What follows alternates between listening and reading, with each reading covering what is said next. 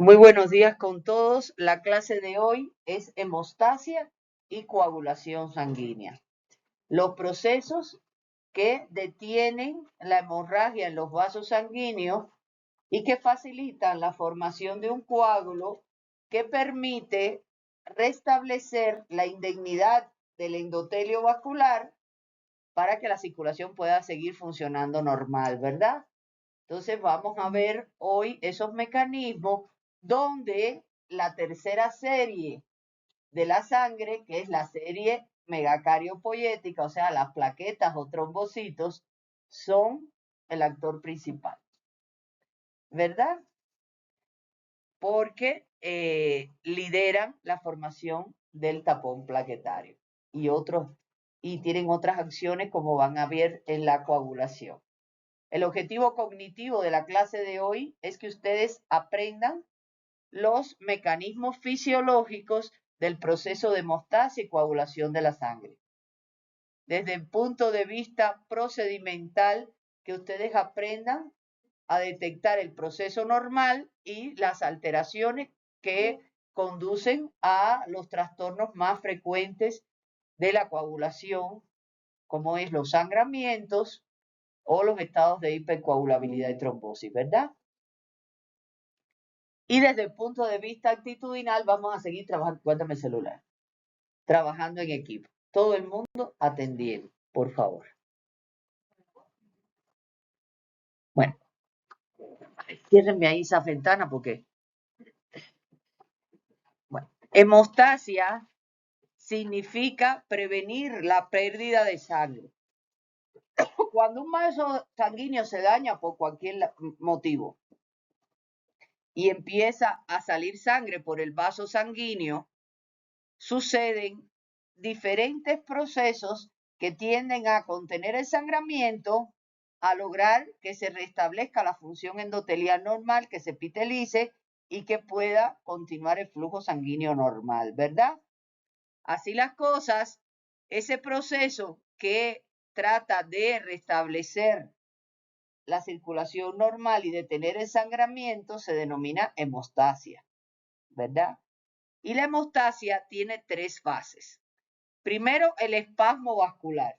Lo primero que hace el vaso sanguíneo cuando se lesiona es contraerse para evitar que salga la sangre, ¿verdad? Después hay una segunda fase que es la formación del tapón plaquetario.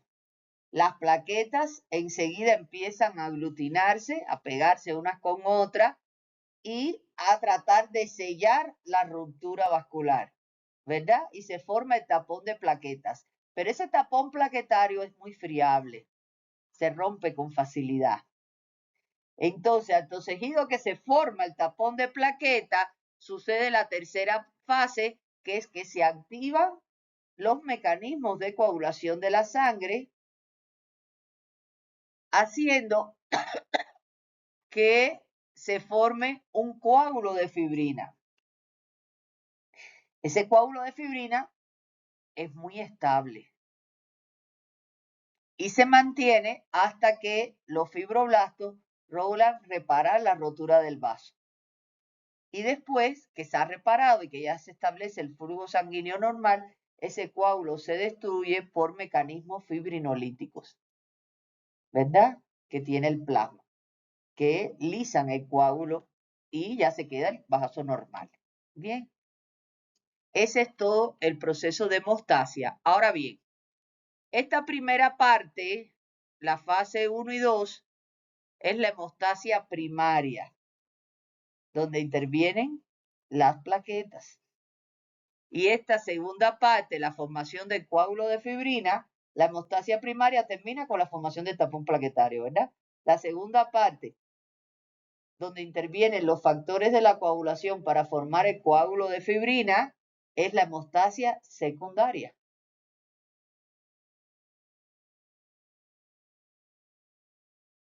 ¿Verdad? ¿Dudas ahí? No tienen dudas, ¿verdad? Que estos niños son brillantes.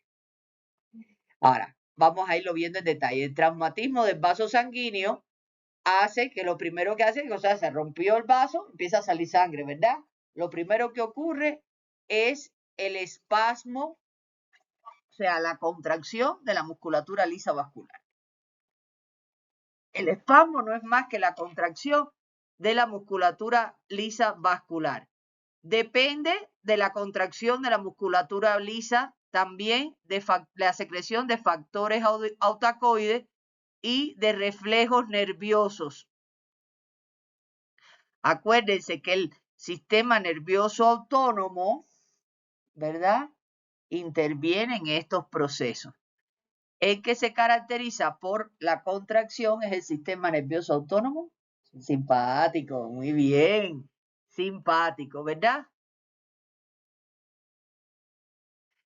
Entonces, hay factores humorales que se liberan por el tejido que está dañado, o sea, por el daño del endotelio vascular y las plaquetas sanguíneas. Por ejemplo, son factores vasoconstrictores como el tromboxan A2, que intervienen también en este proceso de vasoespasmo. Entonces, el vasoespasmo depende del espasmo miógeno local, de los factores autacoides, de los reflejos nerviosos, fundamentalmente el sistema nervioso autónomo simpático y la secreción de tromboxano A2. ¿Está bien? ¿Dudas? Seguimos. El tapón plaquetario es la segunda fase del proceso de hemostasia, ¿verdad? Se forma un tapón de plaquetas que pretende sellar el orificio del daño de la pared del vaso, ¿verdad? Entonces, estas plaquetas se hinchan, adoptan formas irregulares, están liberando gránulos de diversos factores que hacen que ellas se empiecen a adherir, a pegar unas con otras para formar este tapón plaquetario, donde también tiene un papel muy importante el tromboxan A2, el difosfato de adenosina, la activación del factor plaquetario. Tanto el difosfato de adenosina como el factor de activación plaquetario como el tromboxan A2 hacen que las plaquetas se adhieran unas con otras, que migren hacia el sitio donde está el vaso lesionado y que se forme ese tapón plaquetario. Pero recuerden que es un tapón más suave, más friable, se rompe con facilidad. No es la solución del problema.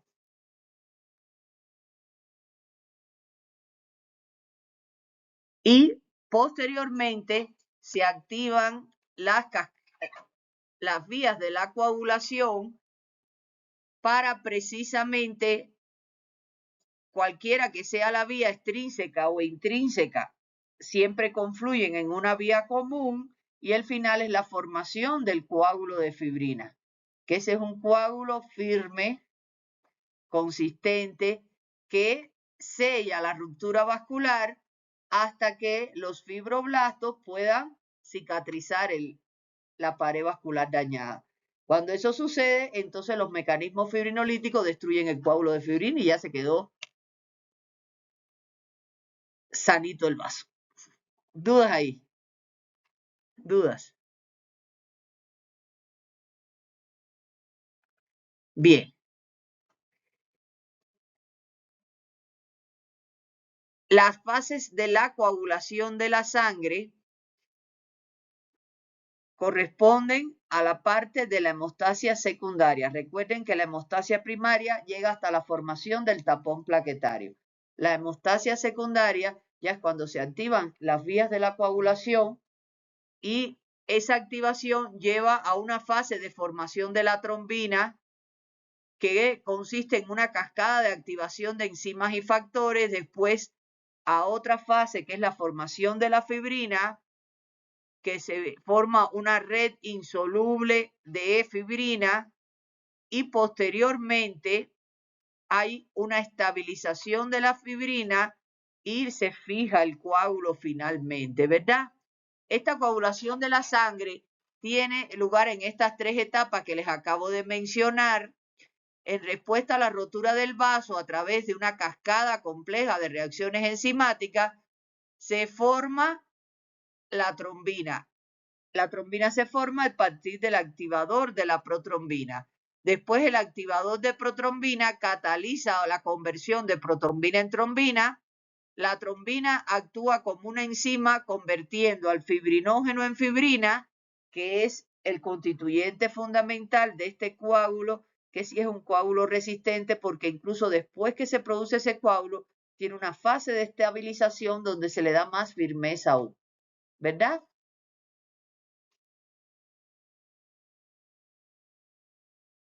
Bueno, la primera etapa de la coagulación de la sangre es la conversión de la protrombina en trombina. Esta protrombina es una proteína del plasma que es muy inestable. Ella se cinde con facilidad hacia compuestos más pequeños y cuando ella es escindida por la acción de determinadas enzimas, se forma la trombina. El hígado está produciendo continuamente la protrombina y esta se utiliza para, fundamentalmente para la coagulación de la sangre. Si el hígado no produce la protrombina, la concentración plasmática de esta proteína desciende en 24 horas. Por lo tanto, no se puede coagular la sangre. Entonces, cuando hay una insuficiencia hepática, cuando el hígado deja de producir proteínas como la protrombina, se aparecen trastornos de la coagulación porque en 24 horas ya se consume lo que había en la sangre. ¿Está claro? El hígado, para producir la protrombina, necesita de la vitamina K. Si no hay vitamina K, tampoco puede producir la protrombina, ¿verdad? La falta de vitamina K, como la presencia de una hepatopatía que impida la producción normal de la protrombina, que es quien se convierte en trombina después cuando es escindida, es lo que lleva a una de las causas de trastornos hemorrágicos por alteración de la coagulación de la sangre, porque esa es una fase muy importante de la coagulación, la formación de la trombina a partir de la protrombina. ¿Dudas ahí? No, seguimos. Nos estamos sobreponiendo al apagón. El fibrinógeno se transforma en fibrina y se forma entonces el coágulo. La segunda fase es cuando el fibrinógeno se transforma en fibrina. El fibrinógeno es una proteína de alto peso molecular que también se produce en el hígado. Fíjense qué importante el hígado en los procesos de coagulación. Apenas puede escaparse por los poros del endotelio capilar hasta el intersticio tisular. Es uno de los factores esenciales en el proceso de la coagulación. Por eso, si usted toma una muestra de líquido intersticial, el líquido intersticial no coagula. ¿Por qué? Porque el fibrinógeno no pasa al líquido intersticial. Porque él no puede atravesar los poros del endotelio capilar porque tiene un alto peso molecular. Y además porque es una proteína. Y acuérdense que el endotelio tiene cargas negativas y las proteínas tienen cargas negativas. Cargas iguales se repelen. La trombina es una enzima que actúa sobre la molécula del fibrinógeno, haciendo que se desprendan de ella 4 péptidos de bajo peso molecular y que se forme un monómero de fibrina. O sea, es la trombina que se produjo a partir de la protrombina quien actúa sobre el fibrinógeno para producir los monómeros de fibrina. Estos monómeros de fibrina posteriormente se polimerizan, quiere decir que se unen varios monómeros de fibrina, dando origen a largas hebras de fibrina que son las que crean una red que le da firmeza al coágulo sanguíneo. Por eso el coágulo de fibrina es un coágulo más firme, más estable y dura hasta que se cicatriza la pared vascular, ¿verdad? El retículo de fibrina recién formado está reforzado por una sustancia que se llama el factor estabilizador de la fibrina. Él normalmente está en cantidades pequeñas en el plasma, pero cumple esta función tan importante de darle más firmeza, más estabilidad al coágulo, ¿verdad? Y entonces, por eso él dura hasta que se logra la cicatrización del vaso. En el coágulo de fibrina también hay plaquetas que quedan atrapadas ahí y que liberan los factores también estabilizadores de la fibrina. El factor estabilizador de la fibrina, o sea, puede estar en el plasma, puede ser producido por las plaquetas que quedan en el coágulo, y este factor es una enzima que crea enlaces covalentes con los monómeros de fibrina, dándole un refuerzo, una fuerza mayor a la malla de fibrina. El coágulo se hace más firme, menos posibilidad de que se rompa. ¿Verdad? Seguimos. Bueno, aquí tenemos cómo la trombina actúa sobre el fibrinógeno, lo escinde para formar los monómeros de fibrina. Después los monómeros de fibrina se polimerizan para dar lugar al coágulo de fibrina, y después el factor estabilizador de la fibrina, que puede estar en pequeñas cantidades en el plasma y otra parte es producido por las plaquetas que quedan en el coágulo, le da estabilidad al coágulo. ¿Dudas ahí? Ahí tienen toda la fase. Fíjense, desde que se rompe el vaso, o sea, hay una ruptura, el espasmo, que el espasmo miógeno dependía de qué factores: la contracción de la musculatura lisa vascular, ¿verdad? La secreción de autacoides, el sistema, factores nerviosos como es la estimulación del sistema nervioso simpático, sistema autónomo simpático, y la formación de tromboxano, ¿verdad?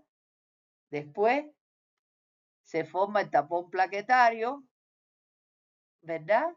Y posteriormente se inicia el proceso de coagulación con la activación de las vías de la coagulación. Lo primero que ocurre es la formación de la trombina. ¿Quién forma la trombina? La protrombina. La protrombina se produce en el hígado y requiere vitamina K para producirse, ¿verdad?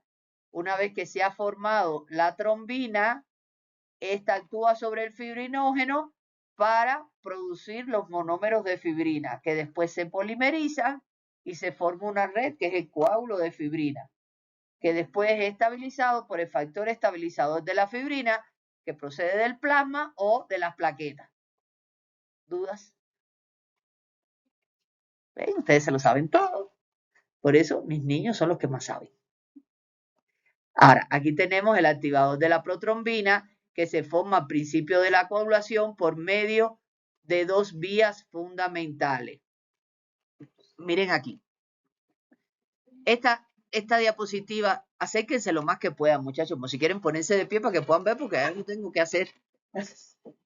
Y de verdad que me meto horas poniéndole la clase para que tengan las mejores diapositivas del mundo, pero después me quitan la luz y llevo todo. Entonces, bueno, aquí tenemos las dos fases de la hemostasia. La hemostasia primaria, que es la respuesta inicial ante una lesión vascular, y donde el actor fundamental, ¿quién es? La plaqueta, ¿verdad? Eso no se les puede olvidar, como me gusta preguntarlo en los exámenes.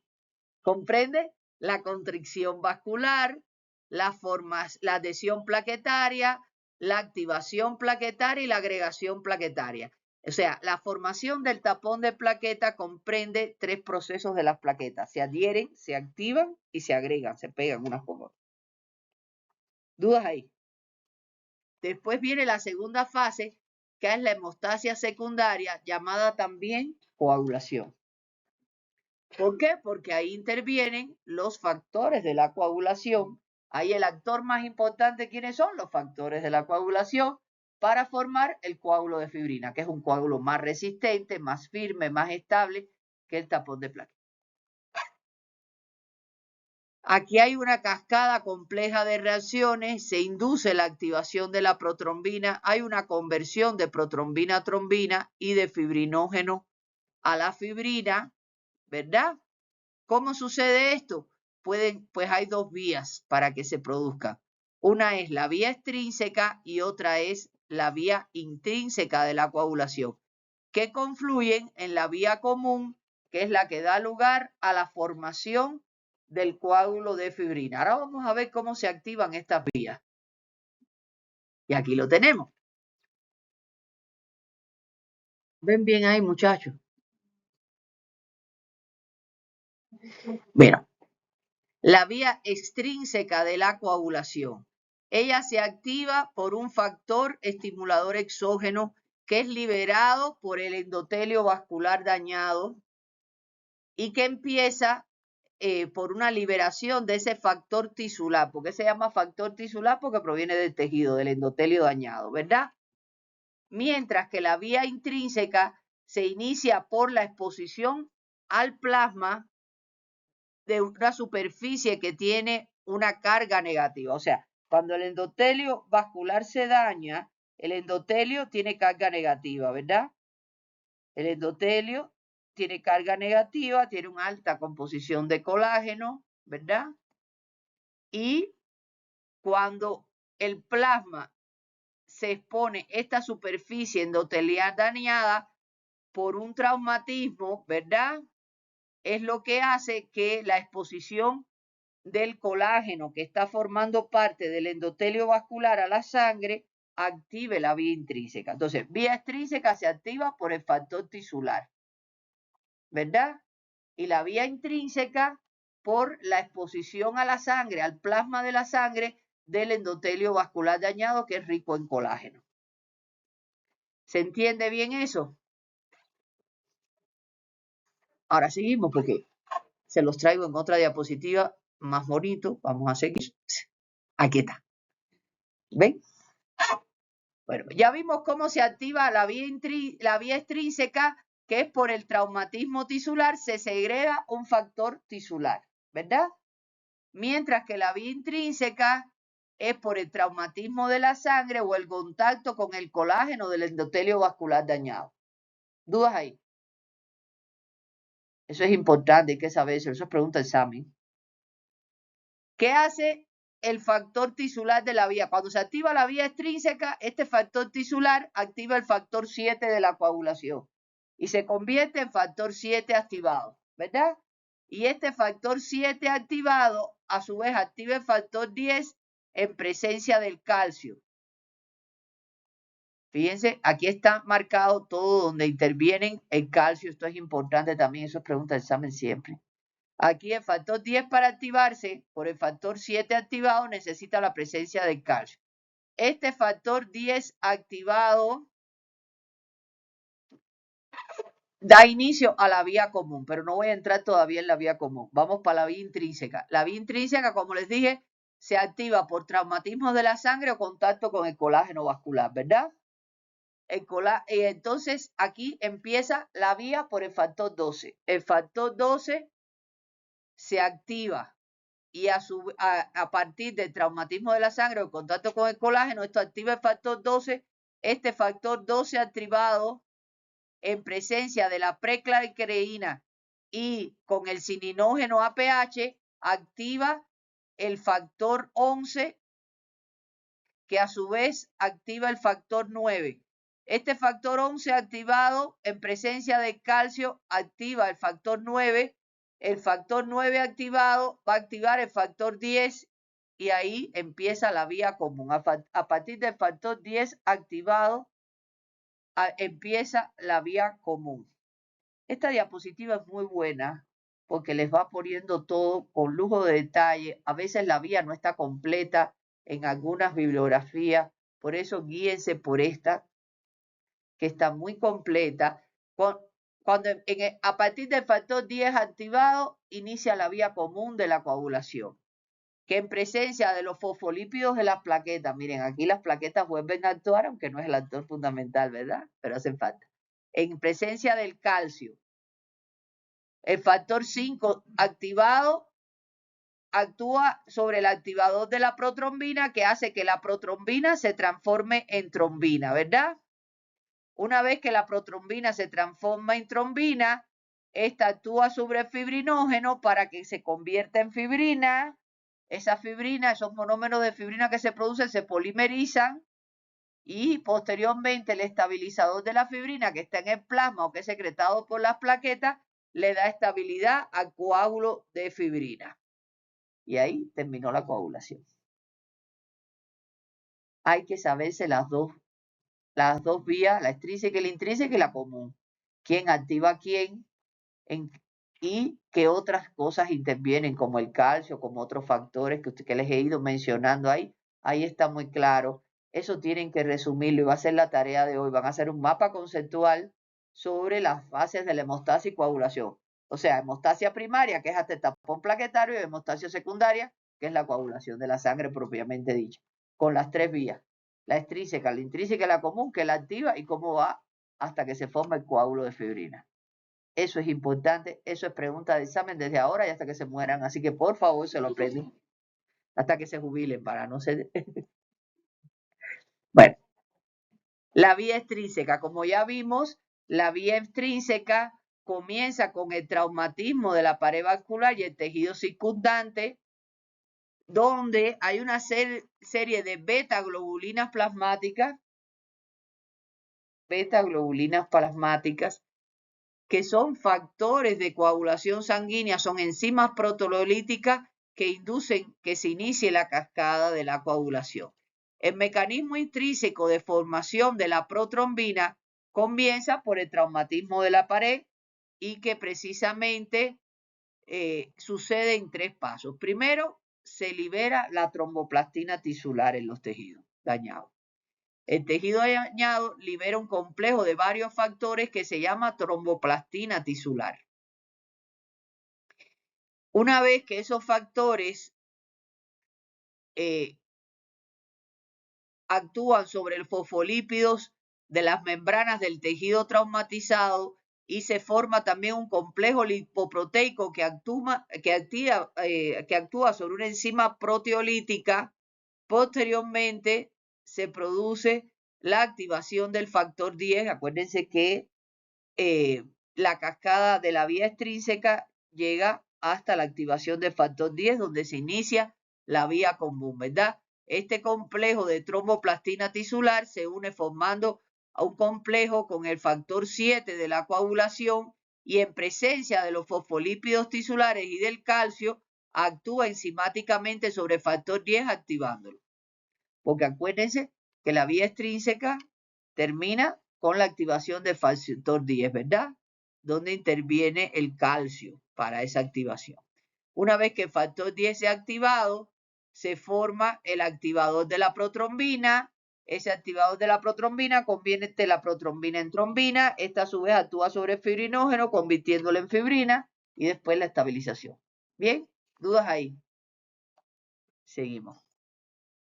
Aquí tienen la vía extrínseca, cómo se activa el factor 7 por el factor tisular. El factor tisular activa el factor 7. El factor 7, una vez activado, activa el factor 10 en presencia de calcio, ¿verdad? Seguimos. Ahora vamos para explicar con más profundidad la vía intrínseca. La vía intrínseca depende también de una serie de beta-globulinas plasmáticas. Estos son factores de coagulación sanguínea, enzimas proteolíticas que inducen la cascada de la coagulación. El mecanismo intrínseco para la formación del activador de la protrombina comienza con el traumatismo de la sangre o la exposición del colágeno de la pared vascular a la sangre, ¿verdad?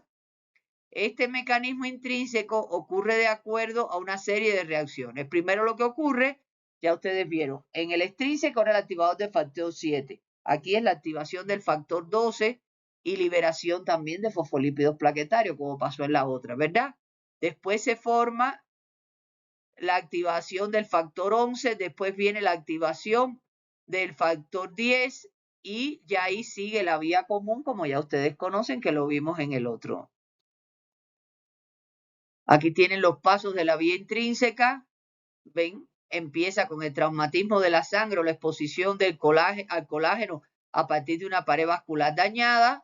Y después se inicia por el factor 12 que se activa y, bueno, pues surge una cascada de reacciones que concluye con la activación del factor 10. Para la coagulación de la sangre, como ustedes han visto, y para la activación de una serie de factores en las vías de la coagulación, el calcio es muy importante, ¿verdad? Entonces, exceptuando los dos primeros pasos de la vía intrínseca, para todas las demás reacciones de la vía intrínseca se necesita calcio. Si no hay calcio, no ocurre la coagulación. La concentración de los iones de calcio casi nunca desciende tanto como para alterar de manera grave la coagulación sanguínea. Cuando usted le extrae sangre a un paciente, se puede evitar que coagule disminuyendo la concentración de los iones de calcio por debajo del umbral requerido para activar la coagulación. Para ello, se utilizan desionizantes del calcio a través de reacciones con sustancias como ustedes ven que a veces en los tubos de ensayo, cuando usted quiere que la sangre no coagule, le puede poner ion citrato, ¿verdad? Que provoca una desionización o la precipitación del calcio por el oxalato. El citrato desioniza el calcio, el oxalato lo precipita. Cualquiera de los dos detiene la coagulación porque inhibe la participación del calcio en esos procesos. ¿Se entiende bien eso? Eso es pregunta de examen. ¿En qué partes de la cascada de la coagulación extrínseca e intrínseca interviene el calcio? Y después cómo se evita la coagulación inhibiendo el calcio. ¿Está bien? ¿Dudas ahí? Bueno, aquí tienen representado todas las partes en la activación del factor 10 de la vía extrínseca a partir del factor 7 activado interviene el calcio. Y en la vía intrínseca en todas las fases interviene menos en las dos primeras.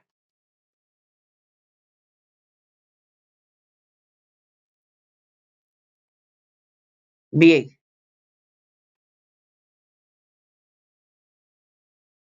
El sistema vascular normal evita la coagulación de la sangre, ¿verdad? Porque si no se nos obstruyeran los vasos y nos da una trombosis, ¿verdad?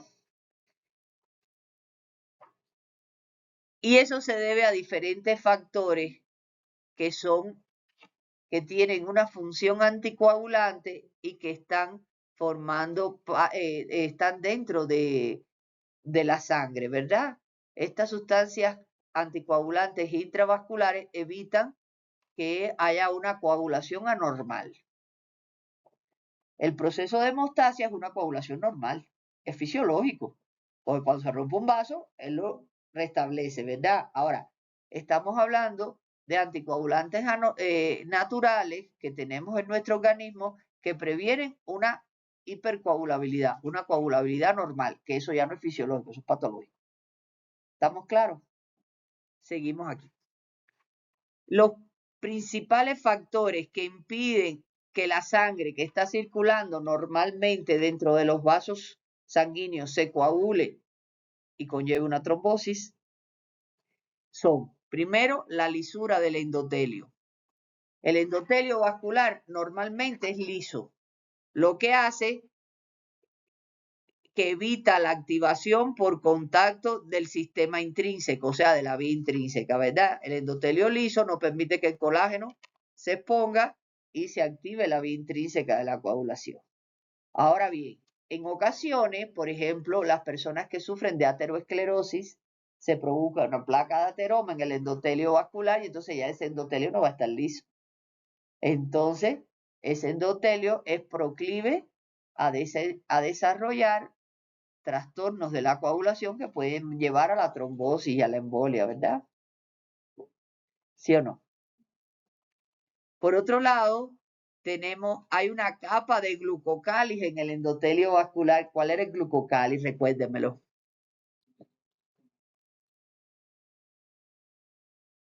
¿Quiénes formaban el glucocáliz? Muy bien, las moléculas de carbohidratos, que acuérdense que ellas se adherían solo a qué cara de la membrana celular, a la cara externa. Es que ustedes son brillantes, no puedo preguntarles nada que no se sepan.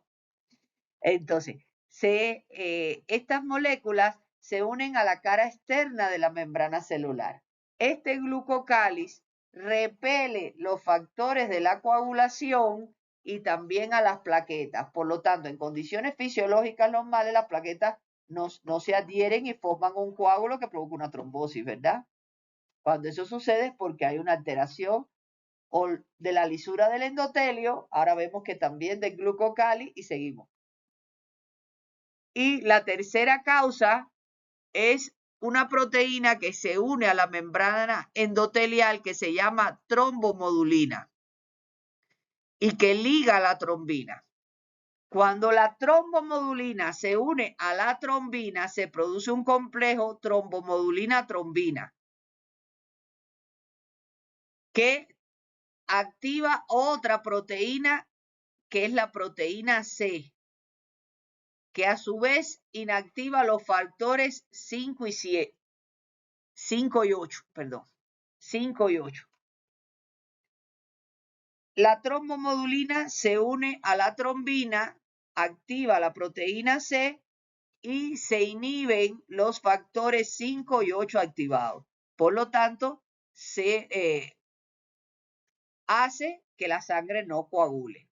Ahora bien, si se daña la pared endotelial, desaparece la lisura del endotelio, desaparece el glucocáliz, por lo tanto, también desaparece la trombomodulina.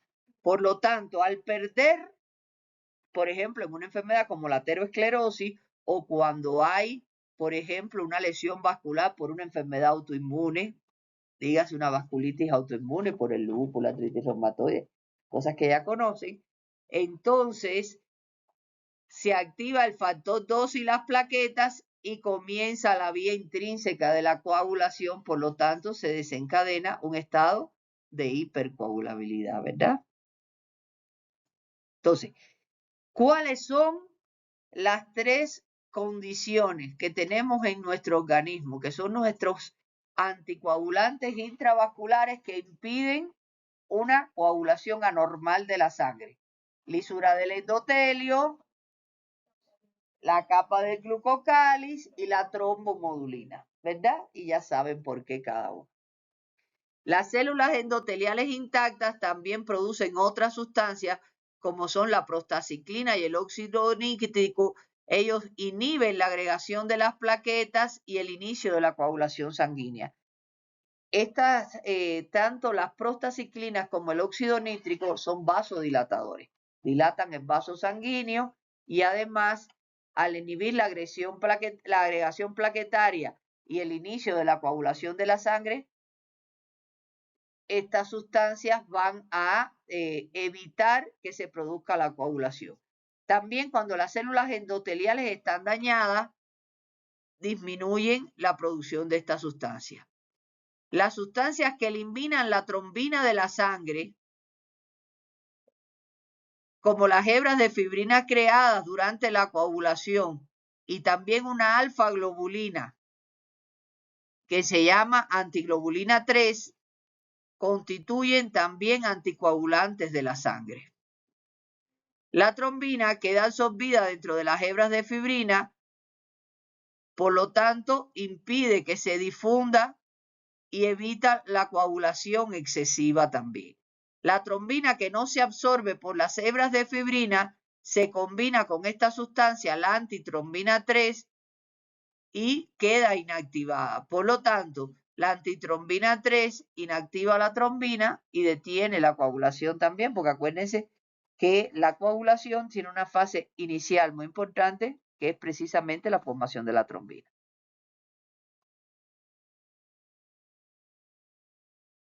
Bueno, aquí tiene resumido los factores que acabamos de mencionar que intervienen evitando que exista una coagulación anormal de la sangre en nuestros vasos sanguíneos. ¿Verdad? Bien. Los anticoagulantes, entonces, no son más que las sustancias que usamos para el tratamiento de los estados de hipercoagulabilidad y trombosis, por su capacidad para dificultar el proceso de coagulación de la sangre. Existen varios tipos de anticoagulantes, como son las heparinas, los pentasacáridos, los anticoagulantes orales, los inhibidores de la trombina. Bien. Ahora quiero pintar ahí. ¿Podemos borrar la pizarra y darme un marcador? Porque les voy a enseñar una cosa y después voy a seguir con la clase que no se les va a olvidar nunca.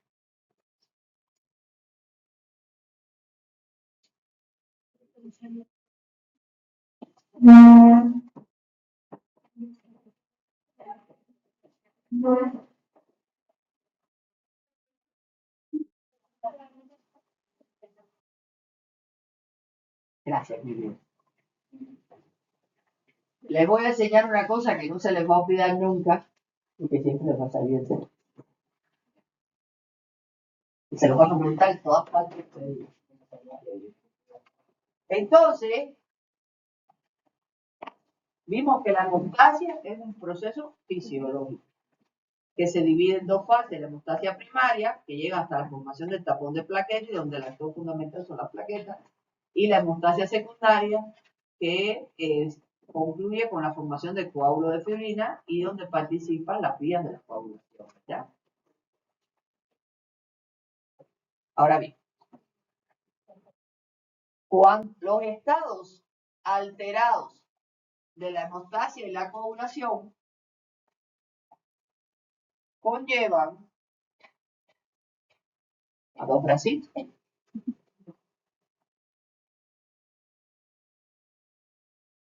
a hemorragias, bien, hemorragias, ¿verdad? O a hipercoagulabilidad y trombosis.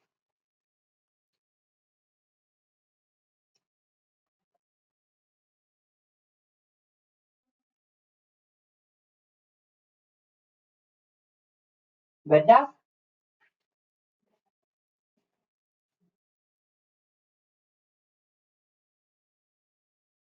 ¿Por qué se me puede producir una hemorragia? Porque hay una trombocitopenia. ¿Qué cosa es la trombocitopenia? La disminución del número de plaquetas, ¿verdad? Las plaquetas están disminuidas. La cifra normal de plaquetas es de 150.000 a 450.000. Menos de 100.000 ya hay predisposición al sangramiento, pero se produce ese sangramiento si hay un traumatismo. Si yo pincho al paciente, ahora, menos de 20.000 plaquetas, sangre espontáneamente. Eso tienen que saber. Eso es importante. Entonces, la trombocitopenia, o sea, la disminución del número de plaquetas, predispone a hemorragia, ¿verdad? A veces no es el número de plaquetas el que está alterado. Cuando yo hago la cuantificación de las plaquetas están normales, pero están alteradas su funcionalidad. Entonces, los trastornos de la funcionalidad plaquetaria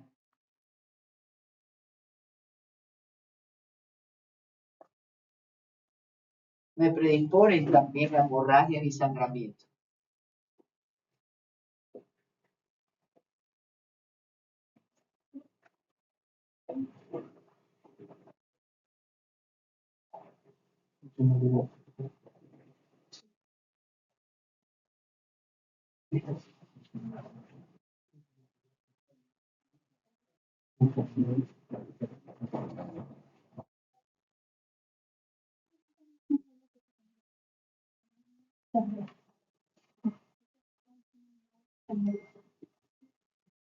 Los trastornos de la funcionalidad plaquetaria, hay tres que son los más frecuentes, que son los que se tienen que saber.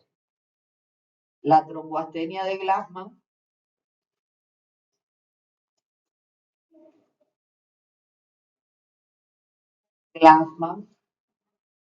el síndrome de Bernard-Soulier y la enfermedad de von Willebrand.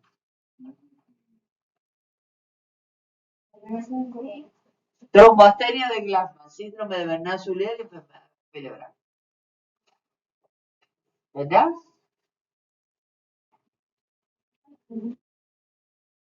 Entonces tenemos la trombocitopenia, tenemos los trastornos de la funcionalidad plaquetaria, tenemos otro trastorno que predispone a las hemorragias, que son las hemofilias,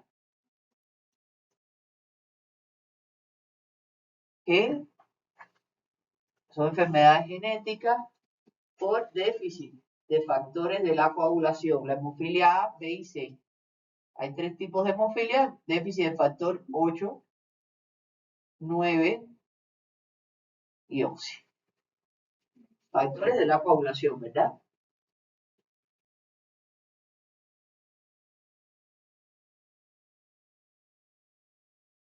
Y hay otras causas de hemorragia, por ejemplo, si yo tengo una insuficiencia hepática, yo voy a tener un déficit de los factores K dependientes, ¿verdad? Y de la producción de factores por el hígado, ¿verdad? Por ejemplo, la insuficiencia hepática, déficit de factores, ya otros déficit de factores.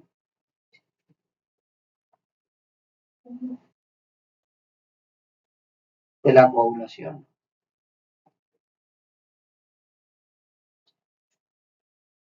Una CID, por ejemplo, la coagulación intravascular diseminada, lo mismo provoca hiperestados de trombosis como provoca sangramiento. Y así podemos mencionar. ¿Dudas ahí? ¿Dudas? Bien. Ahora, el otro trastorno es el estado de hipercoagulabilidad de trombosis, o sea, cuando la sangre se coagula exageradamente. Por ejemplo, hipercoagulabilidad de trombosis. Por ejemplo, las trombocitosis. La trombocitosis es cuando las plaquetas están aumentadas en número, ¿verdad? Mayor de 450.000. Entonces tenemos una trombocitosis. Por supuesto, provoca un déficit, estado de hipercoagulabilidad y se producen trombos en diferentes niveles. El síndrome antifosfolípido.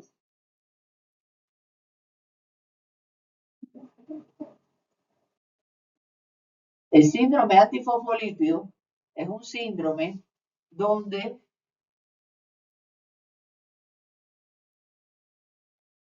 el organismo produce anticuerpos contra los fosfolípidos de la membrana. ¿Verdad? Entonces, ¿qué pasa? Que esas mujeres, porque se ve fundamentalmente en mujeres, se puede ver, puede ser primario, se puede ver en cualquiera de los dos sexos, aunque siempre es más frecuente en la mujer, primario, que se producen esos autoanticuerpos, una enfermedad autoinmune, y ataca los fosfolípidos de la membrana, sobre todo la cardiolipina y el anticoagulante lúpico, ¿verdad? Y entonces se producen estados de trombosis arteriales y venosas, pérdida del embarazo, o sea, óbito fetal, se muere el feto, abortos espontáneos, ¿verdad? Ahí está este primario idiopático o puede ser secundario, enfermedades autoinmunes como es el lupus, el eritematoso sistémico, la artritis reumatoide y otras enfermedades autoinmunes. Bien, entonces el síndrome antifosfolípido también da hipercoagulabilidad de trombosis. Los déficits de proteína C, ¿vieron ahí el papel de la proteína C? De la proteína S, de la antitrombina 3, producen también estados de hipercoagulabilidad y trombosis, ¿la verdad? La CID, la coagulación intravascular diseminada. La coagulación intravascular diseminada es un estado muy grave. Se produce en pacientes, por ejemplo, con sepsis muy grave, politraumatizado, ¿verdad? Y se empieza a producir trombos en todas partes de la economía del organismo.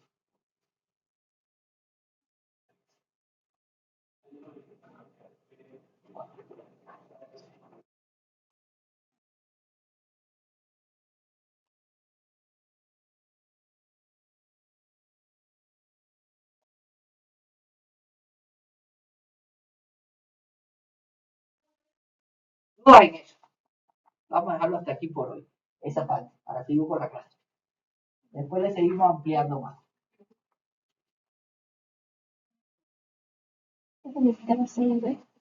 ¿Eh? Coagulación intravascular diseminada. Bien. Ahora,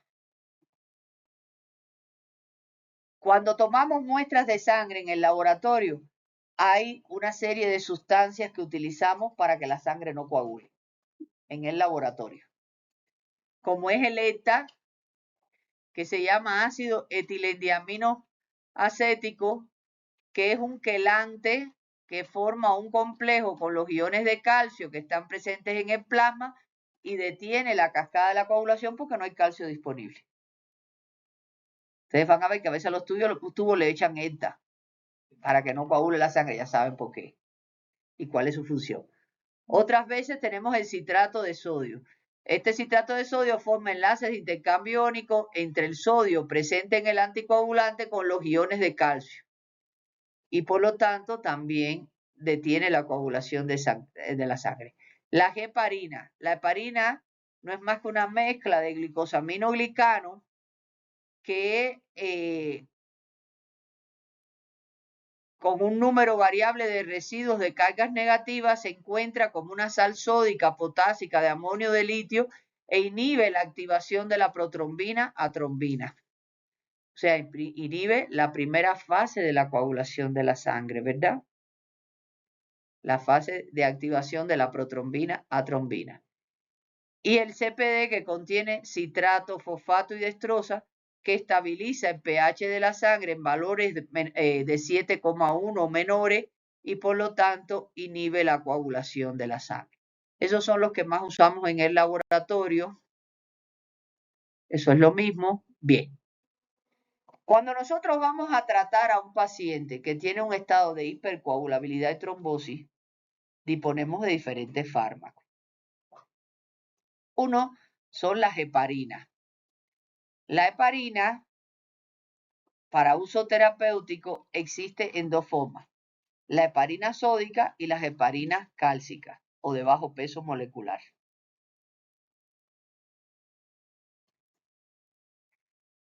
Hay diferencias entre ellas. La heparina sódica requiere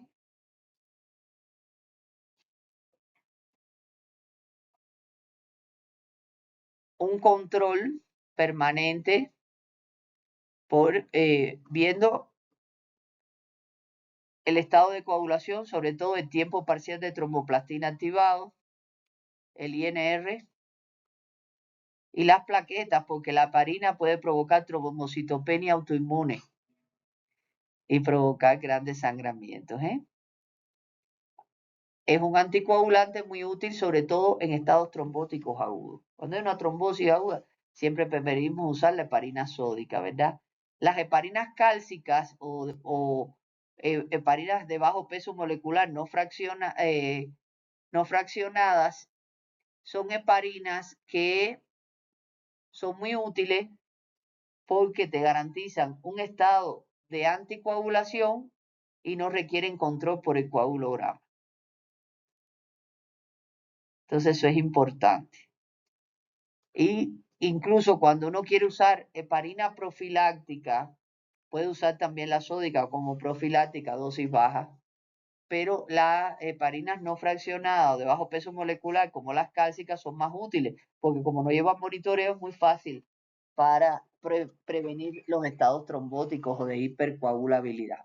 Entonces, cuando existe un exceso de heparina en el organismo, la trombina de la circulación desaparece de forma casi instantánea. Los mastocitos del tejido conjuntivo de todo el organismo y los basófilos de la sangre producen naturalmente en condiciones fisiológicas heparina. Estas células actúan secretando pequeñas cantidades de heparina que difunden en el aparato circulatorio y que tienen un efecto anticoagulante. Pero estas heparinas sódicas y cálcicas que le estoy hablando son heparinas artificiales, ¿verdad? Que se las suministramos como terapéutica al paciente cuando tiene un estado de hipercoagulabilidad y trombosis. También tenemos otros anticoagulantes que se dan por vía oral, por ejemplo los dicumarínicos, como la warfarina. La warfarina también requiere seguimiento por el tiempo de protrombina o TP y por el INR. Porque si usted no le da seguimiento, usted le da anticoagulante al paciente y usted no fija que estén las dosis adecuadas de anticoagulación, usted corre el riesgo de que el paciente presente un sangramiento y se le muera, ¿verdad? Entonces, generalmente cuando tratamos con anticoagulantes al paciente, tratamos de que el INR esté entre 2,5 y 3 veces por encima del valor del control normal del laboratorio. Ya vino la luz. Entonces vamos a prender la pantalla. Ayúdeme, por favor.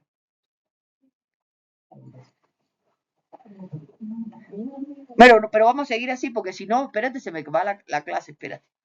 De todas maneras, van a tener grabada. La heparina, mira a ver si se puede. Bueno, es un fármaco anticoagulante que se utiliza por vía parenteral, por inyección, y puede ser derivado del tejido porcino bovino. Ya ustedes vieron que se produce de forma natural por los basófilos. ¿Y los matos si se prendió o no se prendió? No, no se prendió. Préndela. Espérate, porque... Entonces, tenemos las heparinas no fraccionadas y las heparinas fraccionadas de bajo peso molecular. La no fraccionada es la heparina sódica, que como les decía, se utiliza, es muy efectiva para los estados trombóticos agudos. Usted la va a utilizar, la va a seguir al paciente a través del coagulograma, específicamente sobre el valor del tiempo parcial de tromboplastina activado y el INR, ¿verdad? Y el tiempo de coagulación. TPTA y el INR. Las heparinas fraccionadas o de bajo peso molecular no requieren seguimiento por los tiempos de coagulación, ¿verdad? Y eso es una ventaja, ¿verdad?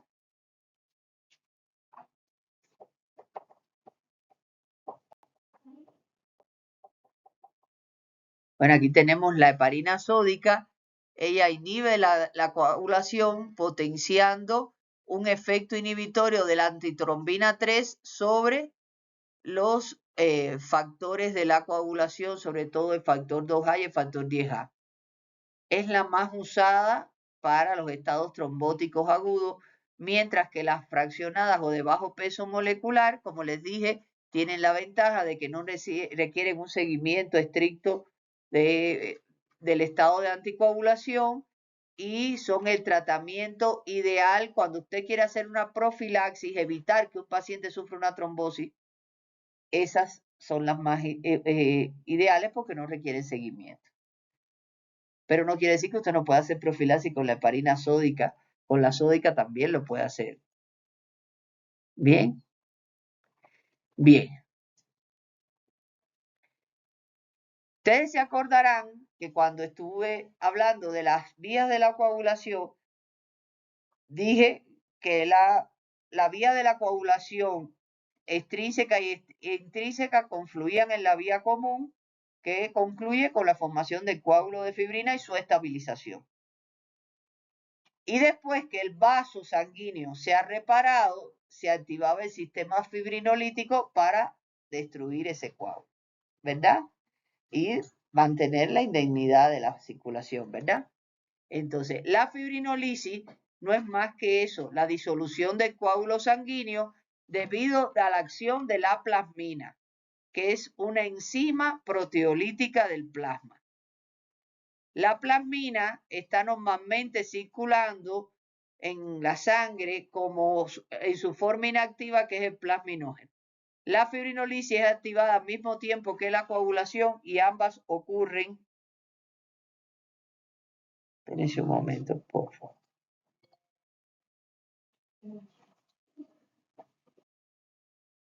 Y ambas ocurren en un equilibrio fisiológico.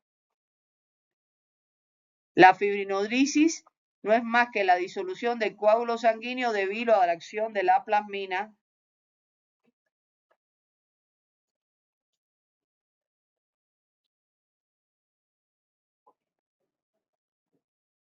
La fibrinolisis es la disolución del coágulo sanguíneo debido a la acción de la plasmina, una enzima proteolítica del plasma.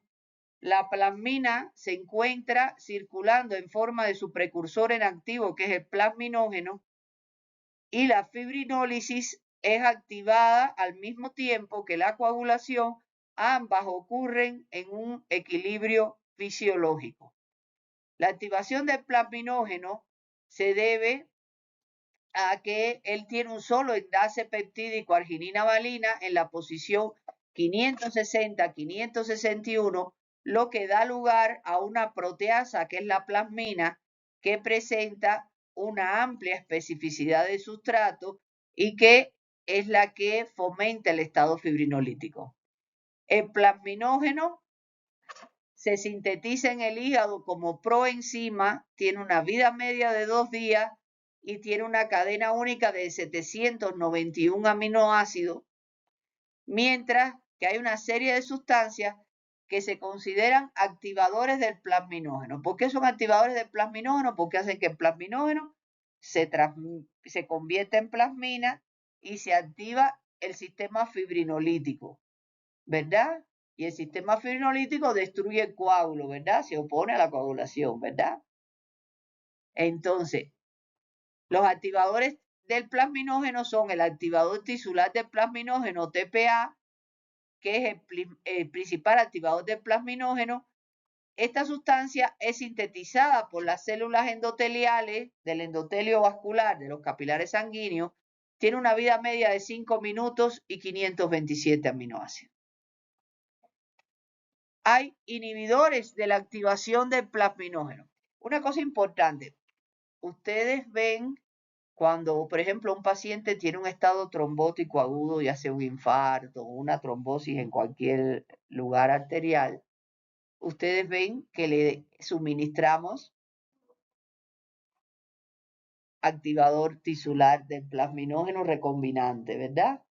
Son precisamente para favorecer la acción fibrinolítica y destruir el coágulo, ¿verdad? Ya van viendo por qué se utiliza esos mecanismos para, de manera artificial, inducir el estado de fibrinolisis y destruir el trombo, ¿verdad?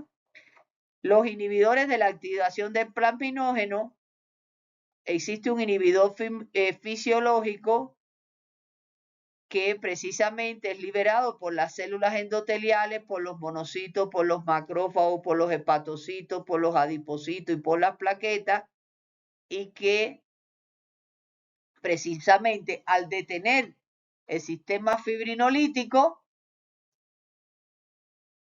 separa la lisis del coágulo, por lo tanto pueden predisponer a estados de hipercoagulabilidad, ¿verdad? Bueno, la plasmina que se produce por la conversión del plasminógeno a plasmina, ella provoca la lisis del coágulo sanguíneo, destruye los coágulos sanguíneos. Y por lo tanto, todas las sustancias que son activadores del plasminógeno que facilitan su conversión a plasmina, lisan los coágulos sanguíneos activando el sistema fibrinolítico del plasma, ¿verdad? El plasminógeno entonces es una proteína del plasma que cuando se activa, es una proteína del plasma pero que se produce en el hígado, ¿verdad? Cuando se activa se transforma a plasmina, que también se llama fibrinolicina, porque es la sustancia que establece el estado, estimula el estado fibrinolítico que destruye los coágulos en la sangre. Esta plasmina es una enzima proteolítica. Ella digiere como enzima las hebras de fibrina, de coágulo de fibrina, y también consume factores de la coagulación. Los tejidos y el endotelio vascular dañado liberan un potente activador del plasminógeno, que es el activador tisular del plasminógeno o TPA, que transforma el plasminógeno en plasmina, estimulando la proteólisis de las hebras de fibrina y que se disuelve el coágulo. La plasmina no solo destruye estas hebras de fibrina, sino que también digiere el fibrinógeno y otros factores de la coagulación. Por lo tanto, ella estimula per se un estado de anticoagulación de la sangre. En la sangre continuamente se están formando pequeñas cantidades de plasmina. También la sangre tiene otro factor que es la Fa2 antiplasmina, que se une a la plasmina y la inactiva. Si inactiva la plasmina e inactiva la fibrinolisis, si está exagerada la presencia de la Fa2 antiplasmina también produce un estado de hipercoagulabilidad, ¿verdad? La velocidad de formación de la plasmina debe superar un determinado nivel crítico para que pueda actuar. Bueno, aquí tenemos lo que les pinté ahí. La coagulación se puede alterar por dos vías, o predisponiendo a hemorragia y sangramiento, o predisponiendo a estados de hipercoagulabilidad y trombosis. Habíamos visto en el caso de las hemorragias o sangramientos que habían algunos que dependían de las plaquetas, ¿verdad? Por ejemplo, si está disminuido el número de plaquetas, ¿cómo se llama? Cuando hay una trombocitopenia, se produce hemorragia o sangramiento, ¿verdad? Cuando las plaquetas están normales en número, pero está alterada su función. Vimos tres trastornos. Trombastenia de Glasman, el síndrome de Bernard-Soulier y la enfermedad de von Willebrand, ¿verdad? Y habíamos visto que habían estados de alteración de la coagulación como tal, que ya no depende solamente de las plaquetas, sino de los factores de la coagulación que provocaban hemorragia, como es las hemofilias.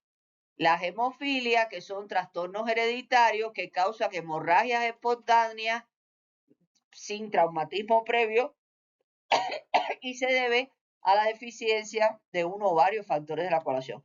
La hemofilia A por el déficit del factor 8, la hemofilia B por el déficit del factor 9 y la hemofilia C por el déficit del factor 11, ¿verdad? Bien, habíamos visto que había en el otro bracito los estados de hipercoagulabilidad y trombosis. Esos estados también se denominan de trombofilia. Filia es afinidad, ¿por qué? Por formar coágulo. Pues filia, afinidad, y trombo, coágulo. Entonces, afinidad por formar coágulo, estado de hipercoagulabilidad, trombosis. Pero les puede aparecer con ese nombre también, ¿verdad? Y entonces, son estados donde la coagulación está alterada y se están produciendo continuamente coágulos o trombos. Ahora, habíamos visto que habían otros estados, por ejemplo, una insuficiencia hepática, porque la insuficiencia hepática no se producen los factores de coagulación que se producen en el hígado y porque hay déficit de vitamina K también, ¿verdad? Bueno, ya explicaba.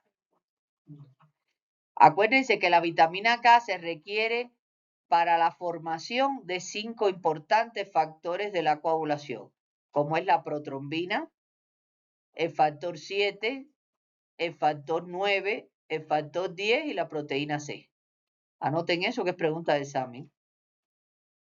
9.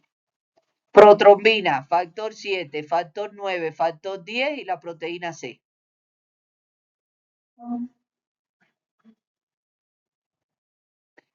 Y si no hay vitamina K, no se producen esos factores y hay hemorragias, ¿verdad?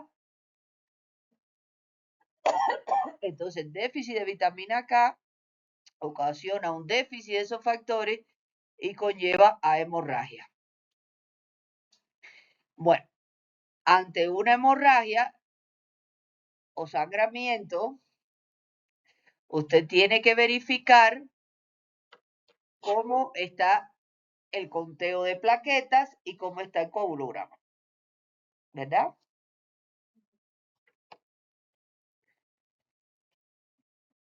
Entonces, si las plaquetas están disminuidas en número, eso puede verse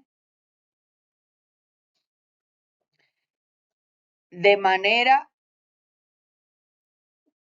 constitucional o puede ser adquirido. Por ejemplo, una púrpura trombocitopénica idiopática, se producen autoanticuerpos contra las plaquetas y la destruye, la PTI.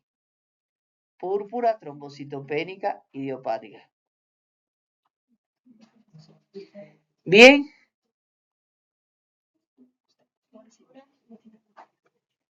Si las plaquetas están normales, pero tenemos sospecha de trastornos de la funcionalidad plaquetaria por el tipo de sangramiento, ¿Ve? Porque cuando se afectan los factores de la coagulación, son grandes sangramientos, ¿verdad? Grandes hemorragias, o tenemos hematrosis, o tenemos sangramientos en diferentes partes de la economía grandes. Pero las plaquetas no, las plaquetas dan hemorragias más en sábana, más como un goteíto así, ¿verdad? En las encías pueden haber petequias.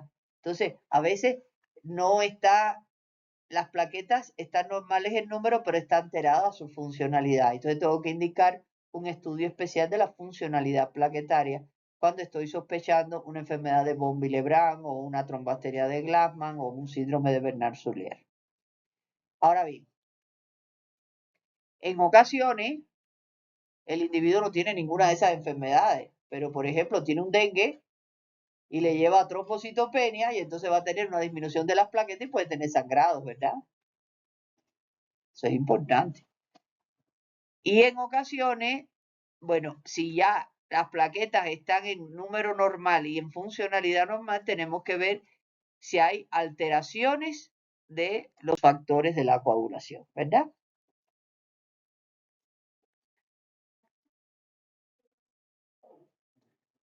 Bueno,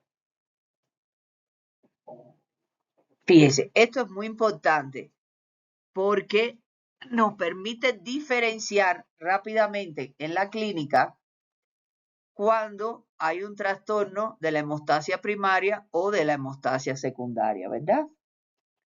Fíjense, la localización. Cuando el problema es de la hemostasia primaria, o sea, hay un defecto vasculoplaquetario, los sangramientos se ven fundamentalmente en piel y pulcosa, hay petequias, o las petequias son punticos rojos como la cabecita de un alfiler, ¿verdad? Eso me hace pensar en disminución del número de plaquetas o de su funcionalidad. Mientras que cuando hay una alteración de las vías de la coagulación, el sangramiento es en tejidos blandos profundos, por ejemplo, una hemartrosis, un sangramiento peritoneal, un sangramiento de otro tipo, ¿verdad? Ahora, ¿cómo aparece el sangrado? Cuando es problemas plaquetarios, inmediato. Cuando es efectos de la coagulación, aparecen horas o días. El sangramiento por pequeños traumas es más frecuente cuando hay trastornos plaquetarios. Las petequias están presentes cuando hay trastornos vasculares y plaquetarios, no así cuando hay déficit de la coagulación. ¿Verdad? No tiene por qué tener petequias. Ahora, las equimosis, que son esas manchas color vino más grandes que ustedes ven en las personas cuando se dan un golpe. El hematoma es el aumento de volumen, pero la equimosis es una mancha color vino, después yo se las voy a enseñar. Más grande en la piel se deben, cuando son grandes y profundas, a trastornos de las vías de la coagulación, mientras que cuando son pequeñitas y superficiales se deben a las plaquetas. La producción de hemartrosis, o sea, grandes sangramientos intraarticulares, grandes hematomas en los músculos, se debe siempre a factores de la coagulación, no a las plaquetas. Y las hemorragias después de una cirugía, cuando son por trastornos plaquetarios, tienden a ser inmediatas y leves, pero cuando son por déficit de factores de la coagulación, son grandes y muy riesgosas. ¿Está claro? Claro, por ejemplo, un déficit, un trastorno plaquetario puede ser grave, o sea, no todo es así. Por ejemplo, si la cirugía es ocular, porque imagínense un sangramiento entre los ojos, pierde la vista. Entonces, no es lo mismo, depende qué cirugía se trate. Bueno, ¿qué le hacemos a un paciente que sospechamos que hay un trastorno de la hemostasia y la coagulación? ¿Qué ustedes creen? ¿Le hacemos biometría hemática? Claro que sí. Las plaquetas, me dejaron las plaquetas fuera. Oye, esos niños son muy ahorrativos. Hay que hacerle biometría hemática. Y la biometría hemática, en este caso, me va a dar dos cosas importantes. Bueno, estoy viendo las tres series, porque puede haber una enfermedad que afecte a las tres series, ¿no? Pero en las plaquetas me va a dar el número de plaquetas y la lámina periférica, donde también veo las plaquetas, ¿cómo están? ¿Se olvidaron de eso? ¡Ay! Y la hemostasia primaria, acuérdense que la hemostasia primaria tenía el espasmo vascular y la formación del tapón plaquetario. ¿Cómo yo evalúo la hemostasia primaria? Con dos cosas muy importantes. El conteo de plaquetas y la lámina periférica. Ahí evalúo hemostasia primaria. Acuérdense que el actor más importante ahí son las plaquetas. Entonces, conteo de plaquetas y lámina periférica. Por eso es importante la biometría hemática. Ahora, la hemostasia secundaria, ¿de qué dependía? De los factores de la coagulación, ¿verdad? Entonces, ¿qué tengo que hacer ahí? Un coagulograma, un estudio completo de la coagulación. Entonces, ¿qué es muy importante en la hemostasia secundaria? El tiempo parcial de tromboplastina activado, el TP, el fibrinógeno, evaluar los estados de fibrinolisis y la presencia o ausencia del dímero D. Acuérdense que cuando uno sospecha una trombosis, uno hace dímero D porque se eleva en los procesos trombóticos, los estados de hipercoagulabilidad. ¿Verdad?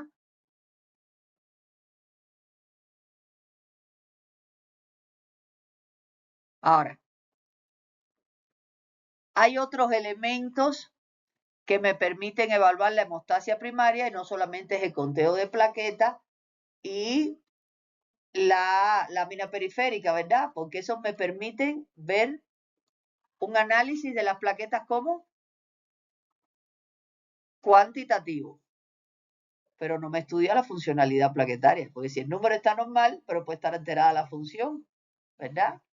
Enfermedad de von Willebrand, trombocitopenia de Glasman, síndrome de Bernard-Soulier. Entonces, ¿qué yo tengo que hacer para ver la funcionalidad de las plaquetas?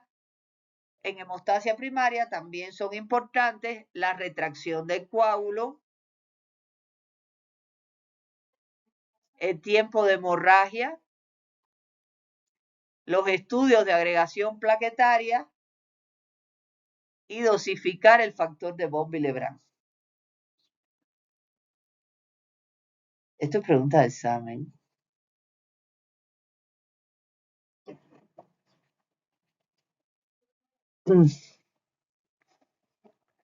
Y en la hemostasia secundaria, además de lo que vimos del TPTA, del TP, del fibrinógeno, de los estados de fibrinolisis y el dímero D, podemos dosificar la actividad de los factores de la coagulación. Por ejemplo, la vía intrínseca, ¿por quiénes está? Por el 2, el 5, el 7 y el 10, ¿verdad?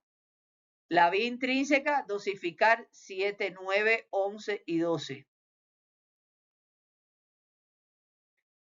La valoración cualitativa del factor 13, que es el estabilizador del coágulo, y dosificar anticoagulantes circulantes. Los anticoagulantes normales del plasma, dosificarlo, puedo hacerlo también. Todo esto es estudios de hemostasia secundaria, ¿verdad? También puedo estudiar el estado de fibrinolisis evaluando la lisis del coágulo de euglobinas. Bien.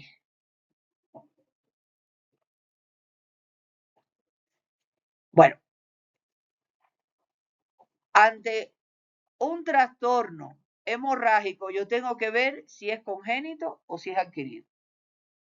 Si nació con él o si es una situación que se ha presentado, ¿verdad? Si yo encuentro púrpuras, petequias, sangrado en las mucosas, por ejemplo, en las encías, espontáneo, o inmediatamente después de un traumatismo, yo tengo que pensar en la posibilidad de que eso sea un trastorno de la hemostasia primaria. Ahora, si yo tengo hemorragias profundas, hemartrosis, grandes hematomas en los músculos, si se produce un traumatismo, el sangramiento es más prolongado y más tardío, pero más abundante. ¿En qué yo pienso? ¿En trastorno de hemostasia secundaria? Muy bien. Entonces, si yo tengo un trastorno de la hemostasia primaria, lo primero que hago es ver cómo están las plaquetas. Si están bajas, ya sé que por ahí está la cosa. ¿verdad? Y le tengo que aportar plaquetas. Pero recuerden que las plaquetas, si yo le voy a poner transfusión de plaquetas, tengo que transfundir cada 6 horas. A veces se piensa que con una transfusión de plaquetas al día, ¿no? El paciente te vuelve a sangrar enseguida. Y a veces no es plaqueta. Se lo van a encontrar también.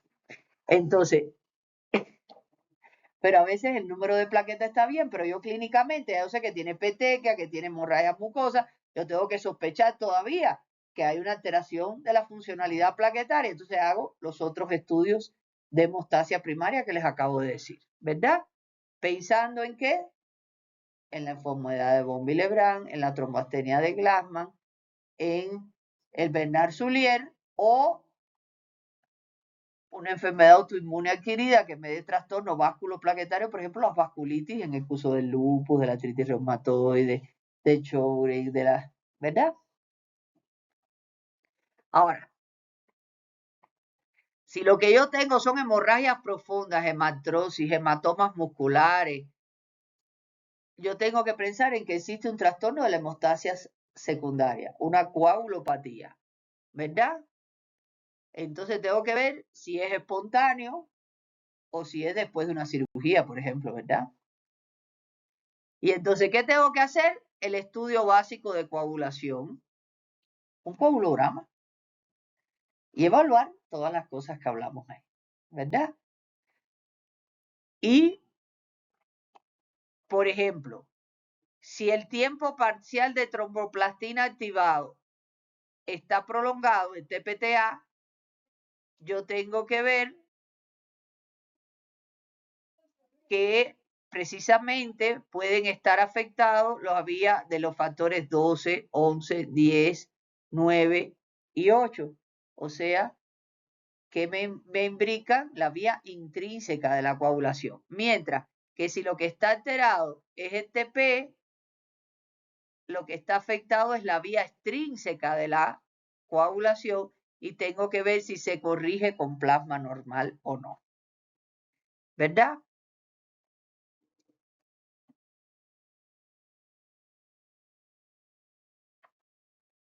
Bueno, aquí tienen el algoritmo diagnóstico. Lo más importante es lo que yo les dije. Las hemorragias. Primero, ¿cuál es el tipo clínico de hemorragia que tiene? ¿Es un sangramiento mucoso? ¿Es una petequia? ¿Una equimosis pequeñita? ¿O son hematrosis, grandes hematomas musculares? ¿Verdad? Y ahí eso me orienta. Si es lo primero, entonces ya estoy pensando trastornos de la hemostasia primaria. Lo primero que se va a hacer es el conteo de plaquetas. Si está normal, estudiar la funcionalidad de las plaquetas. ¿Verdad? Ahora, si yo tengo grandes hematomas, hematrosis, hemorragias grandes, yo tengo que pensar que hay un trastorno de la coagulación, ¿verdad? Y evaluarlo. Es un trastorno de la vía intrínseca, entonces el TPTA va a estar aumentado. Es un trastorno de la vía extrínseca, el TP va a estar prolongado, ¿verdad? Tengo que dosificar los factores, tengo que hacer estudios de fibrinolisis y hacer todo lo demás que habíamos hablado, ¿verdad? ¿Dudas ahí? Ahora, si lo que tengo es un estado de hipercoagulabilidad y trombosis, también empiezo por las plaquetas. ¿Están normales las plaquetas? ¿O hay una trombocitosis? Entonces, si hay una trombocitosis, ya ahí tienes la causa del estado trombótico, ¿no? Ahora, tiene un estado de trombosis, pero puede ser no por las plaquetas están normales, pero hay un déficit de proteína C, de proteína S, de antitombina 3, puede causarlo, hay que dosificar, ¿verdad? Y para eso se llaman estudios de trombofilia, buscando, entonces, o hay una coagulación intravascular adicional, porque tuvo una cirugía, porque tuvo un gran traumatismo, tiene una infección severa, o tiene, ¿verdad? Bien. Ahora, si mi paciente está llevando un tratamiento con heparina, ¿cómo yo le doy el seguimiento para ver que no me vaya yo en la dosis por encima de la heparina y me provoque un sangramiento? Tiempo paciente tromboplastina activado. Y el INR, ¿verdad? Y el tiempo de coagulación. Mientras que si está con anticoagulantes orales del tipo de los dicumarínicos, la warfarina, tengo que hacer un TP y un INR. El tiempo de coagulación es válido para todos. Bien. En ocasiones, el trastorno de la coagulación es congénito. Nació con ese trastorno. Puede ser por déficit de factores, que es lo más frecuente, las hemofilias A, B y C. A por déficit de factor 8, B por el déficit de factor 9, C por el déficit de factor 11 o la enfermedad de von Willebrand. Fíjense, la enfermedad de von Willebrand está presente tanto en la hemostasia primaria como en la hemostasia secundaria. Eso lo vamos a ver en el seminario. Porque el factor de von Willebrand interviene en las dos, en la hemostasia primaria, en la funcionalidad de las plaquetas, y en la hemostasia secundaria como un factor más de coagulación. ¿Verdad? Y otros déficits menos frecuentes de factores pueden ser el déficit de fibrinógeno, de protrombina o de factores específicos, 5, 7, 9, 12, Fletcher, 13. Ahora, a veces hay estados de hiperfibrinolisis. Si tenemos una hiperfibrinolisis, ¿qué le pasa a la sangre?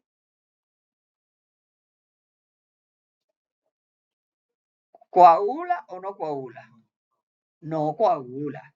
Entonces, ¿cuáles son los estados de hiperfibrinolisis congénito que predisponen a sangramiento?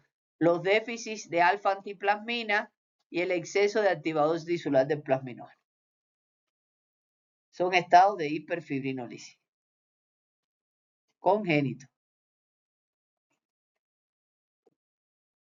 Bien. La hemofilia, como les decía, es por el déficit de los factores 8, 9 o 11. Depende de hemofilia A, déficit de factor 8, hemofilia B, déficit del factor 9, hemofilia C, déficit de factor 11, ¿verdad? Miren aquí una hemartrosis, miren. ¿Ven? Una hemorragia intraarticular, ¿verdad? Bueno, aquí tienen los tres tipos de hemofilia, déficit de factor 8, déficit de factor 9, déficit de factor 11. Su prevalencia en la población, la más frecuente es la hemofilia A, en el 80% de los casos. Es una herencia ligada al cromosoma X, la A y la B, mientras que la hemofilia C es una herencia recesiva. Eso es importante que lo sepan. En la clínica provoca sangrados espontáneos por las mucosas, por la nariz, grandes hemartrosis, hematomas musculares grandes, sangramientos en cavidades, ¿verdad? Y hay que suministrarle el factor como tratamiento para evitar que se muera. ¿Ven? Aquí tienen el patrón de herencia, la hemofilia A, B y C. En la C recesivo es ligado al X en el A y en el B. Bien.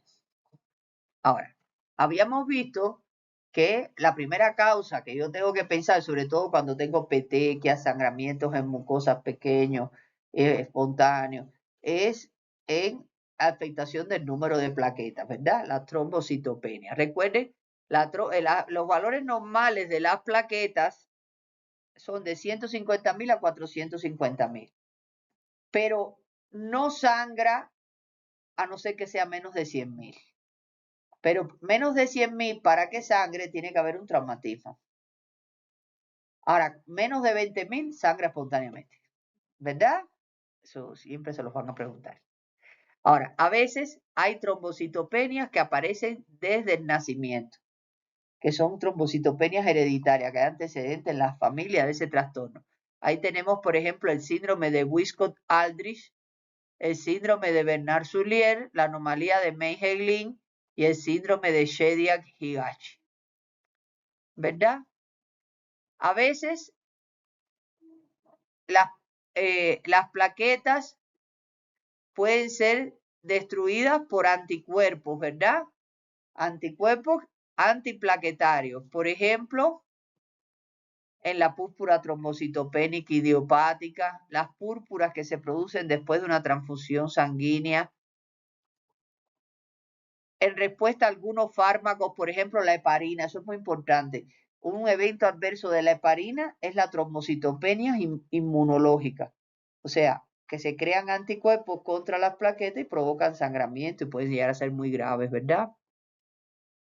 la quinina, enfermedades linfoproliferativas como las leucemias y los linfomas, las colagenosis como el lupus eritematoso o el síndrome de Evans, algunas infecciones por virus, bacterias, pueden dar trombocitopenias de causa inmunológica, o sea, donde hay autoanticuerpos contra las plaquetas o anticuerpos, porque no va contra componentes propios, sino, por ejemplo, estimulados por fármacos, etcétera, como acabamos de ver. Ahora, hay a veces que hay trombocitopenias no inmunológicas, o sea que la causa no es por anticuerpos, sino por otras causas. Por ejemplo, cuando hay un hiperesplenismo, cuando hay un secuestro esplénico. Recuerden que el vaso tiene una función hemocaterética. Él destruye las plaquetas y las células envejecidas de la sangre. Pero cuando hay un hiperesplenismo, por ejemplo, en una hipertensión portal, en una enfermedad hepática grave, en una cirrosis hepática, entonces ese hiperesplenismo conlleva una destrucción acelerada de las plaquetas, ¿verdad? Y esa destrucción no es inmunológica, es mecánica, ¿verdad? Por ejemplo, en las prótesis valvulares cardíacas, si usted le pone una prótesis, por ejemplo, la válvula mitral a un paciente, como ahí la sangre viene con mucha fuerza a través de ella, precisamente puede provocar trombocitopenias, ¿verdad? En las vasculitis, en la destrucción microangiopática, en los hemangiomas gigantes, por ejemplo, el síndrome de Cachavas-Merritt, o sea, son hemangiomas, son angiomas vasculares muy grandes, y entonces ahí pueden haber trombocitopenia. Bueno, algunos fármacos inducen trombocitopenia. Muy importante tener presente la trombocitopenia por la heparina, pero también la penicilina, la carbamazepina, la indometacina, la alfa-pentildopa pueden provocar trombocitopenia. Y bueno, como ya les dije, las trombocitopenias, si síndromes hemorrágicos graves con hemorragias leves, lo primero que tenemos que ver es el número de plaquetas o la funcionalidad de las plaquetas, ¿verdad? Así son grandes hemorragias, grandes hematomas, hemorragias intraarticulares, entonces tengo que pensar que existe un déficit de factores de la coagulación, ¿verdad? Bueno, las enfermedades tromboembólicas. Las enfermedades tromboembólicas, o sea, que generan estados de hipercoagulabilidad y trombosis. Primero vimos las trombocitosis, ¿verdad? Si tenemos elevado número de plaquetas, eso predispone a estados de hipercoagulabilidad y trombosis. Enfermedades tromboembólicas o trombofílicas, todo eso es lo mismo, ¿verdad? Ahora, a veces se presentan de manera congénita desde el nacimiento. Y ahí tenemos el déficit del factor 5 Leiden, el déficit de la antitrombina T, el déficit de proteína C y S, se los puse ahí, ¿verdad? Eso se presentan desde el nacimiento. O puede ser adquirida, como puede ser el caso de una trombocitosis secundaria a una neoplasia, secundaria a una infección, ¿verdad? No necesariamente, hay diferentes factores que me pueden llevar a eso, o puede ser, por ejemplo, en una coagulación intravascular diseminada, en un síndrome antifosfolípido, ¿verdad? Son estados adquiridos de hipercoagulabilidad y trombosis. Bueno, para el diagnóstico tanto de los enfermedades hemorrágicas como los estados de hipercoagulabilidad y trombosis, parto del interrogatorio de mi paciente y un buen examen físico, como todo en medicina. Siempre interrogar y examinar al paciente. En el interrogatorio voy a precisar los síntomas, lo que el paciente se siente. Y en el examen físico voy a precisar los signos, lo que yo evalúo y encuentro, ¿verdad? Y ya con eso, aplicando correctamente el método clínico, ya yo puedo tener una sospecha de lo que puede tener mi paciente, ¿verdad? Y ya esa impresión diagnóstica, donde yo establezco prioridades de posibles diagnósticos para mi enfermo, entonces yo indico los estudios específicos, ¿verdad? Para confirmar mi sospecha. ¿Estamos de acuerdo? Bien. Bueno, aquí tenemos la biometría hemática y la lámina periférica, son muy importantes para evaluar las afectaciones de las 3 series y sobre todo si hay afectación en el número de las plaquetas, ¿verdad? O en el número, porque esté reducido, porque esté aumentado, ¿verdad? Lo voy a ver ahí. Ahora, el estudio de coagulación es muy importante para evaluar los estados de la coagulación, la indemnidad de las vías de la coagulación, si existe o no déficit de factores de la coagulación, cómo está el sistema fibrinolítico y demás, ¿verdad? Aquí tenemos el algoritmo diagnóstico de las trombofilias, donde vamos a evaluar las trombofilias congénitas, el factor 5 Leiden, déficit de antitrombina 3, déficit de proteína C, déficit de proteína S, ¿verdad? O los estados adquiridos, por ejemplo, en el lupus eritematoso sistémico, el síndrome antifosfolípido. ¿Dudas? Seguimos. Bueno, muy importante la imagenología porque cuando se produce una trombosis, por ejemplo, nosotros podemos detectar el lugar donde se encuentra el coágulo, ¿verdad? Pero cuando se produce también una hemorragia, nosotros por ultrasonido podemos ver dónde está la hemorragia y cuantificarla, ¿verdad? Aquí tenemos algunos estados de coagulabilidad de trombosis. Y bueno, como les decía, ya lo hablamos, las heparinas como anticoagulantes, vimos los tipos de heparina. ¿Y con qué estudio yo monitoreo la heparina?